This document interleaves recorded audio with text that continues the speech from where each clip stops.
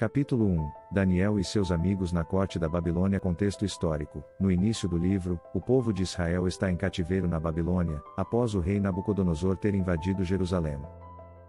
Os babilônios eram uma potência mundial, conhecidos por sua riqueza, cultura e arquitetura impressionante, como os jardins suspensos da Babilônia. Nesse ambiente, os israelitas eram forçados a adaptar-se a uma nova cultura, religião e costumes. Narrativa: Nabucodonosor ordena que jovens de Israel, de famílias nobres e com boa aparência, sejam trazidos para servir em sua corte. Entre eles estão Daniel, Ananias, Misael e Azarias. Esses jovens são treinados na língua e literatura dos babilônios, e recebem novos nomes. Daniel é chamado de Beltesazar, Ananias de Sadraque, Misael de Mesaque, e Azarias de Abednego. O rei determina que eles comam da comida e do vinho da sua mesa, mas Daniel, desejando permanecer fiel às leis alimentares de sua fé, propõe um teste: ele e seus amigos comerão apenas vegetais e água por 10 dias. No final do período, eles parecem mais saudáveis que os outros jovens. Deus concede a Daniel e seus amigos conhecimento e habilidade em toda a sabedoria, e a Daniel, especificamente, o entendimento de visões e sonhos. Ponto principal: a fidelidade de Daniel e seus amigos a Deus é recompensada, mostrando que, mesmo em um ambiente hostil, a obediência às convicções religiosas pode resultar em bênçãos e favor. Capítulo 2 O sonho de Nabucodonosor. Contexto histórico: os sonhos eram considerados mensagens dos deuses na cultura babilônica, e a interpretação dos sonhos era uma prática respeitada, envolvendo magos e sábios que aconselhavam o rei. Narrativa: Nabucodonosor tem um sonho perturbador e exige que seus sábios não só interpretem o sonho, mas também revelem o que ele sonhou. Quando eles não conseguem, ele decreta que todos os sábios devem ser executados, incluindo Daniel e seus amigos. Daniel busca a Deus em oração e recebe a revelação do sonho e sua interpretação. Ele vai ao rei e revela que o sonho era sobre uma estátua com cabeça de ouro, peito de prata, ventre de bronze, pernas de ferro e pés de ferro misturado com barro. Daniel explica que a estátua representa uma sucessão de reinos, começando com o reino de Nabucodonosor, ouro, e terminando com um reino dividido, ferro e barro. Ele também fala de uma pedra, não cortada por mãos humanas, que destrói a estátua, representando o reino eterno de Deus. Ponto principal: Daniel demonstra que a sabedoria e o poder de Deus superam qualquer sabedoria humana, e que Deus é soberano sobre todos os reinos da terra.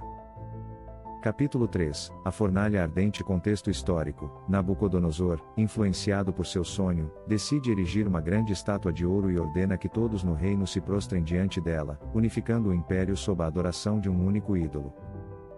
Narrativa: Sadraque, Mesaque e Abednego se recusam a adorar a estátua, declarando que só servem ao Deus de Israel. Enfurecido, Nabucodonosor os ameaça com a morte na fornalha ardente, mas eles permanecem firmes. Eles são jogados na fornalha, mas um quarto homem aparece com eles no fogo, e eles saem ilesos, sem nem mesmo o cheiro de fumaça em suas roupas. Nabucodonosor, impressionado, reconhece o poder do Deus de Israel e decreta que ninguém deve falar mal dele. Ponto principal: a fidelidade a Deus, mesmo diante de morte certa, é recompensada com uma proteção milagrosa, mostrando que Deus é capaz de livrar seus servos de qualquer perigo. Capítulo 4 A humilhação de Nabucodonosor. Contexto histórico: Nabucodonosor, apesar de reconhecer o poder de Deus, continua a exibir orgulho e arrogância, características comuns aos reis da época, que se consideravam deuses ou representantes divinos na terra. Narrativa: Nabucodonosor tem outro sonho, onde vê uma grande árvore que é cortada, mas o tronco e as raízes são deixados. Daniel interpreta o sonho e adverte o rei de que ele será humilhado devido ao seu orgulho, vivendo como um animal selvagem até reconhecer a soberania de Deus. O sonho se realiza, e Nabucodonosor vive como um animal por 7 anos, até que finalmente reconhece a grandeza de Deus e é restaurado ao trono. Ponto principal: o orgulho precede a queda, e mesmo os reis mais poderosos estão sujeitos ao julgamento e à misericórdia de Deus. Capítulo 5 A queda de Babilônia. Contexto histórico: Belsazar, o sucessor de Nabucodonosor, governa a Babilônia com arrogância e desprezo pelas coisas sagradas, em um tempo de declínio para o império. Narrativa: durante um grande banquete, Belsazar manda trazer os vasos sagrados do templo de Jerusalém para que seus convidados possam beber neles. No meio da festa, uma mão aparece e escreve na parede palavras misteriosas: Mene, Mene, Tekel, Parsim. Daniel é chamado para interpretar a escrita. Ele explica que Deus numerou os dias do reinado de Belsazar, pesou-o na balança e o achou em falta, e que o reino será dividido entre os medos e os persas. Naquela mesma noite, Babilônia é conquistada, e Belsazar é morto. Ponto principal: o desrespeito pelas coisas sagradas e o orgulho levam à queda de um império, mostrando que nenhum poder humano pode escapar ao julgamento divino. Capítulo 6, Daniel na Cova dos Leões. Contexto histórico: Dario, o Medo, assume o controle do império após a queda de Babilônia. Daniel, pela sua integridade, é elevado a uma posição de alta responsabilidade, o que causa inveja entre os outros líderes. Narrativa: os inimigos de Daniel conspiram contra ele, convencendo o rei a emitir um decreto que proíbe qualquer um de orar a qualquer deus ou homem que não seja o rei, por 30 dias. Sabendo disso, Daniel continua orando a Deus como de costume, e é denunciado.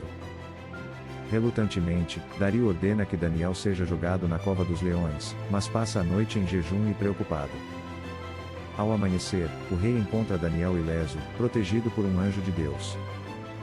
Dario então decreta que todos no reino devem temer o Deus de Daniel, e os conspiradores são lançados na cova dos leões. Ponto principal: a fidelidade de Daniel e a proteção divina são novamente destacadas, mostrando que Deus honra aqueles que o servem com integridade, mesmo em face da perseguição.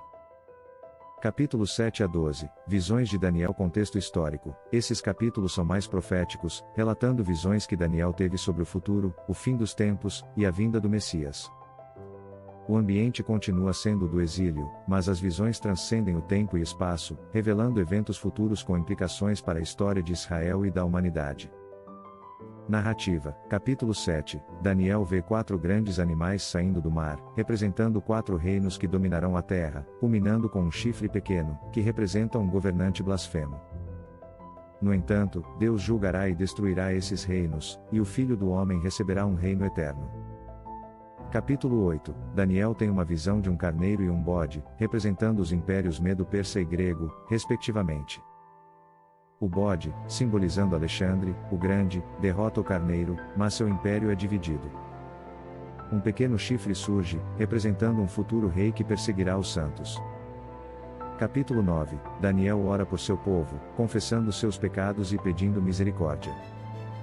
O anjo Gabriel lhe revela a profecia das 70 semanas, um período que culminará na vinda do Messias, seguido por tempos de tribulação.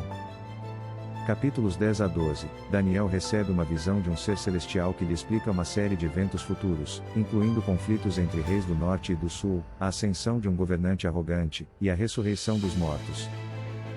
O livro termina com uma promessa de que Daniel descansará e se levantará no fim dos tempos para receber sua recompensa. Pontos principais: esses capítulos enfatizam a soberania de Deus sobre a história e o futuro.